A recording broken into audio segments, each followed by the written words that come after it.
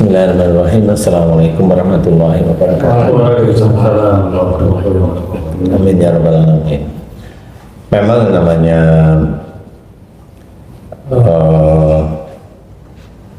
menantu serumah dengan mertua tidak ada persoalan sebenarnya.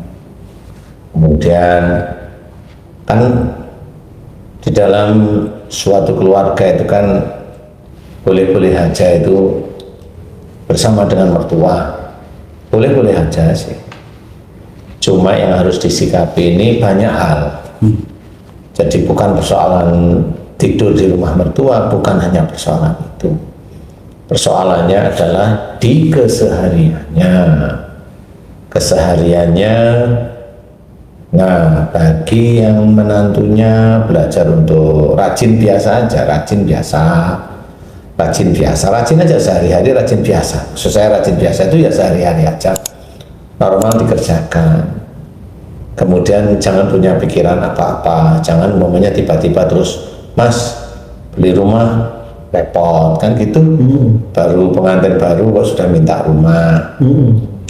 Mas kontrak rumah boleh, tetapi kalau gajinya masih kurang ya harus dipikirin. Begitu-begitu itu sebenarnya bisa berjalan.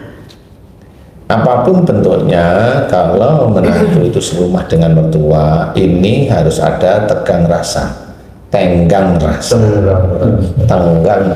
harus ada rasa tenggang, ada rasa tenggang. Saling mengerti atau bagaimana itu Pak? Ya saling memahami. Ya kalau saling mengerti itu beda lagi. Oh ngerti aku, kamu begini ya, itu ngerti. Jadi tenggang rasa ini harus dimiliki oleh semua orang, baik itu yang dimiliki oleh menantu maupun oleh mertuanya. Nah, kalau menantu baru di situ biasanya mertuanya itu ute-ute aja. Ya ute-ute itu kan mencari-cari kekurangan menantu. Oh gitu. Itu bagi orang tua yang belum paham. Tetapi kalau orang tuanya itu sudah paham, nggak terlalu diude-ude. Kalau mau ngomong sama menantunya melalui anaknya, oh itu orang tua baik. Ya melalui anaknya itu tolong kasih tahu istrimu, tolong kasih tahu suamimu, makanya baik, sehingga pasangan dari anaknya itu nggak merasa disalahkan atau dibagaimanakan, kan gitu. Dan memang kalau memang menantu dan mertua itu memang sesuatu yang sekufu biasanya. Kalau mertuanya itu rewel, ribut, nah biasanya anaknya itu dengan orang tuanya kan sering nggak cocok. Nah anaknya dapat pasangan itu biasanya juga sering nggak cocok juga. Jadi pada saat menantu itu ada di rumah ya nggak cocok semua akhirnya. Nah ini menguji. Memang seperti itu caranya Allah menguji. Makanya ada tenggang rasa itu dari sisi Islam itu bagaimana saling memahami dari keadaan masing-masing. Makanya kalau tadi saya bilang rajin biasa aja, nggak usah terlalu rajin gitu ya, rajin biasa aja, aktivitas sehari-hari. Kalau memang mau kerja, kalau memang lagi di rumah, nah itu biasa aja. Nah bagi mertua juga sama, jangan korek-korek kesalahan menantu, kasihan kan gitu. Kalau dikorek-korek terus lama-lama ya akhirnya menantunya minta sama anaknya, sama suaminya beliin rumah, akhirnya kan jengkel lama-lama deh. Nah itu jadi ribut yang pertama.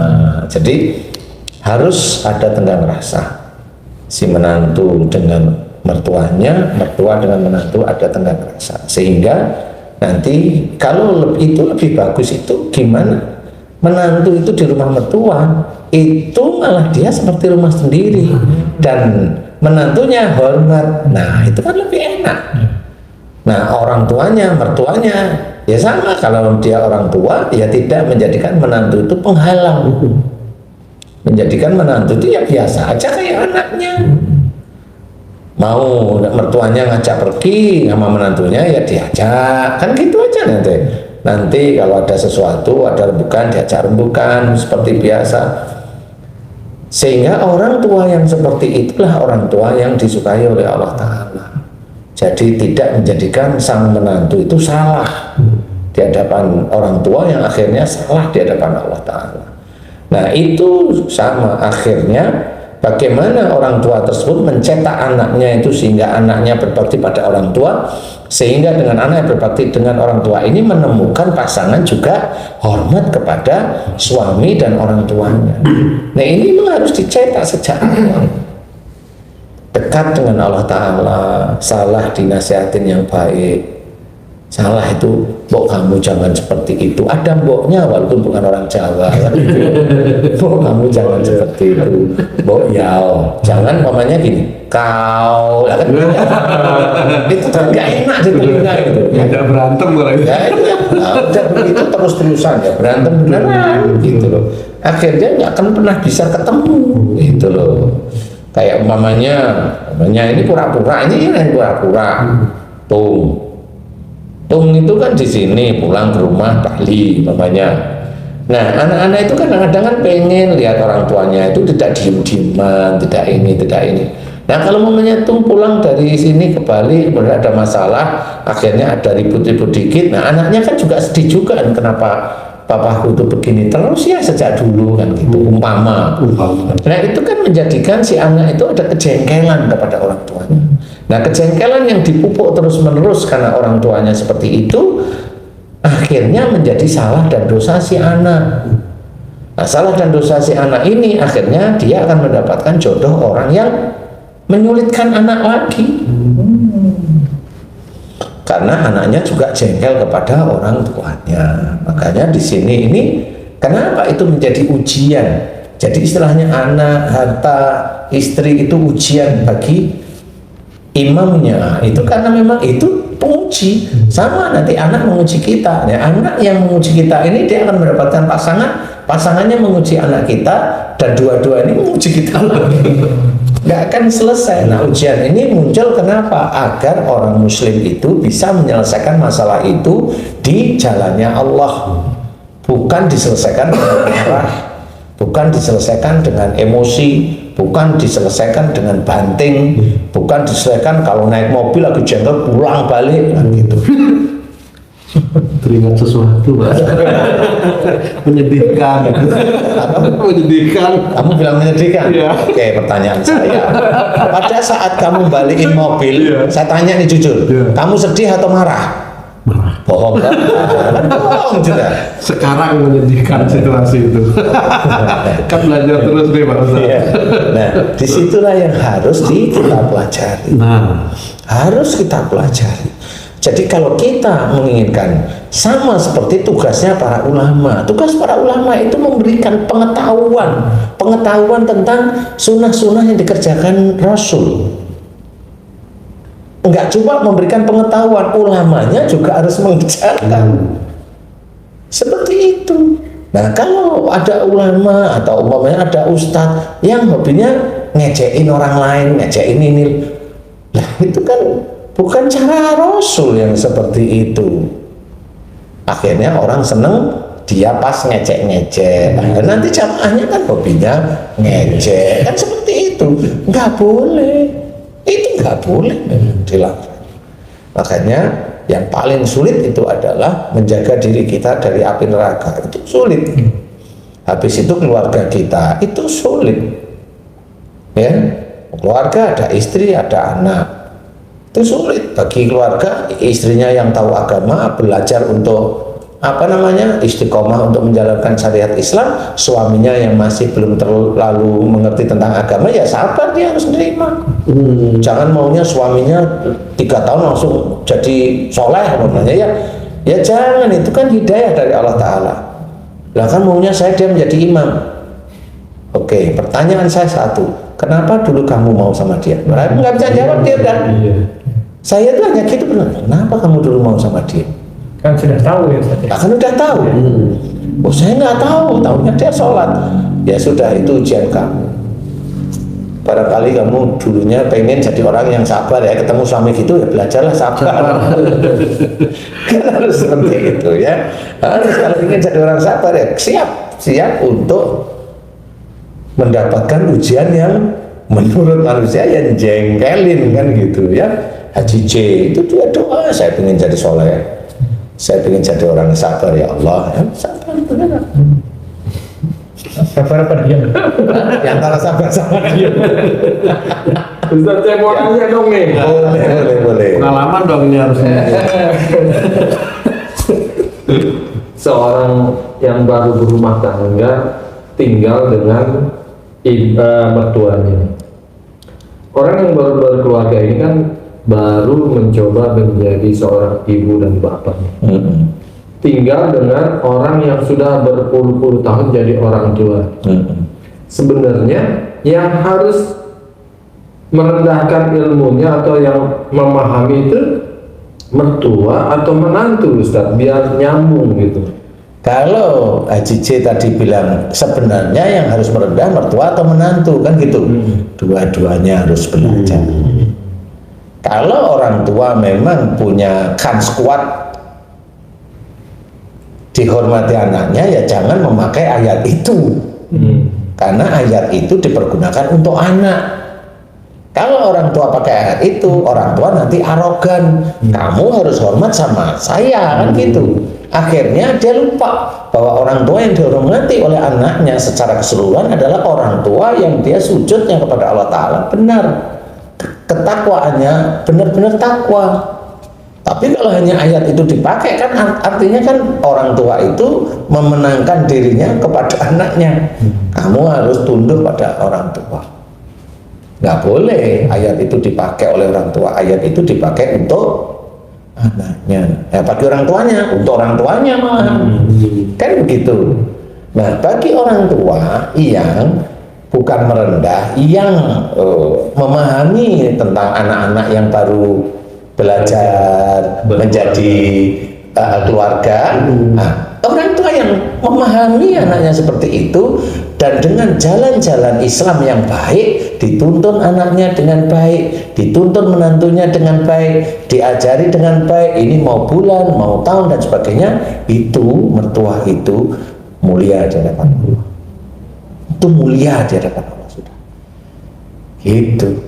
Nah, sehingga nanti si menantu dan anak lebih hormat kepada orang tuanya, bukan karena disuruh oleh orang tuanya hormat, tapi orang tuanya melakukan aktivitas yang memperlihatkan orang tuanya itu senantiasa tawadu. Kalau memang orang tuanya begitu, anak turunnya insya Allah punya rasa kalau orang tuaku begini ya, saya harus lebih seperti itu. Sehingga inilah keluarga ini antara mertua dengan menantu sama-sama hormat karena Allah. Jadi semuanya akan selesai dengan baik. Selesai kalau ada masalah selesai dengan baik. Menantu bersihin piring pecah, nggak usah dimarah. Piring itu harganya berapa sih? Kan gitu jangan, layak nggak enak. Mecahin buci udah lama ini bukan yang baru. Yang lama nanti. Ini lucu nih.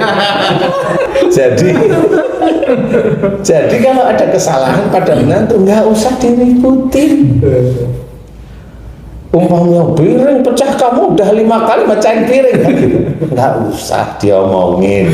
Kalau masalah piring pecah itu besok beli di supermarket atau beli di pasar, piringnya piring seng. Jadi Piring plastik. Atau piring plastik. Udah, itu kalau mertua itu bisa tahu gitu, itu malaikat roket ketawa. Ini hebat. Nggak usah beli piring, makanya bakso, ayam, kan nggak cuci piring lagi tuh. Iya ya. Kalau pakai Gojek itu kan pakai ini, dia sudah pakai mangkok sendiri kan. Pinter loh aja. Udah terbiasa. Lanjutkan aja saya. Iya. Lanjutkan aja saya. Kalau yang tadi itu misalnya keluarga baru mau menikah itu, situasinya ada nih Ustaz. Misalnya ada uang sisa untuk kontrak, atau misalnya lebih dari itu ada rumah. Apakah dia lebih baik berkeluarga sendiri atau Memisahkan. memisahkan diri untuk membentuk keluarga baru? atau tetap sebaiknya bersama mertua atau orang tua itu, Ustaz? Kalau menurut saya, ini menurut saya, ini subjektivitas saya nih, saya kan nggak tahu menantu. Ya. Kalau anak tahu lah ya dikit-dikit. Kalau menantu kan blank saya. Kan lebih baik di rumah aja dulu dilihat kekurangannya apa, baiknya apa yang harus dikerjakan, sehingga nanti siap-siap kalau memang mereka mau di rumah sendiri sudah siap.